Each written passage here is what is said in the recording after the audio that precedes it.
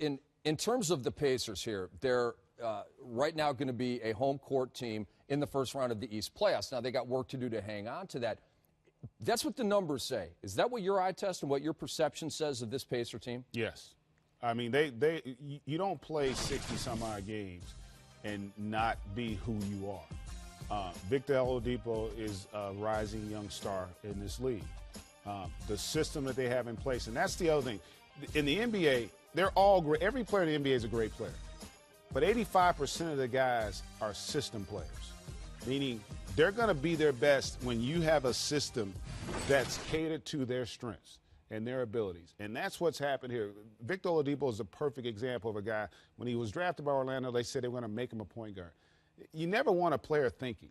You just want him to go play. Like, you didn't draft him because he was a point guard. You drafted him because he was a dynamic athlete, and you wanted to just go let him play. They didn't do that. Then he's got to go play with Russ, so he's kind of off the ball. Finally, he gets his opportunity here where Nate McMillan and that organization gave him confidence. You're our guy. We believe in you. You go play. And now they freed him up with a system that's really geared to his strengths and the strengths of their team. And that's why all these guys are flourishing. They're for real. Like, they play with incredible pace. They put tremendous pressure on your defense because they're a really good passing team. Golden State, one of the teams that kind of created this style where their offense is what puts pressure on you. You know, obviously Oladipo's a great player, but they move it so well. They play without it really well. It's hard to defend, and he's a dynamic enough player now at this stage where when things bog down, he can take a game over. They also have a dynamic big named Miles Turner, and he was impressive against the Lakers the other day. 21 points, 7 boards, a couple of blocks. He's been on and off injured the entire year. So do you feel like he is where he needs to be to help?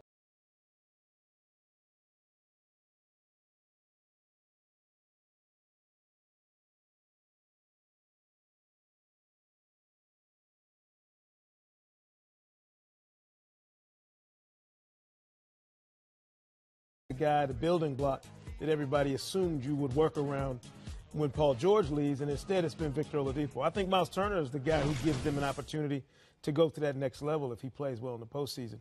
But taking it back to Oladipo and what you say about why is he flourishing now, look at the guys after their 4th year in this league, and I've heard coaches tell me this over the years. You know what a guy is, who and what he is by his 4th year.